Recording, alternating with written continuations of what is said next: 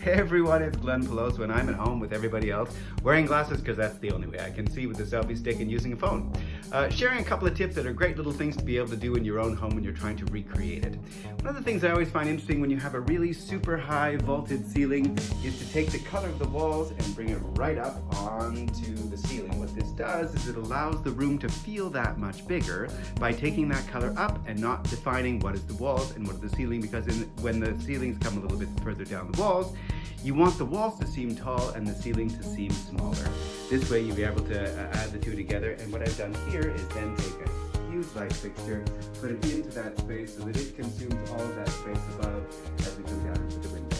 The other thing that I've done in this room that I think works really well is closet space. People love the idea of having a walk-in closet. Well, I think it's a little bit silly. I think it's much smarter to have a walk-by closet, so that's basically what I've created here. I've opened the doors so you can have a look in. And what it does is it says that all of the closet space that would normally be confined to a room, I've put along a wall. And by doing so, it means that all of the floor space that's in front of the closet is both in the bedroom and in the closet. That way, when I want to use the closet, I have opened up the doors and I have a big, huge space that allows me to have space to walk around. But that space is still in my bedroom. When the closet doors are closed, that's my bedroom. That way, I have a lot of space for both.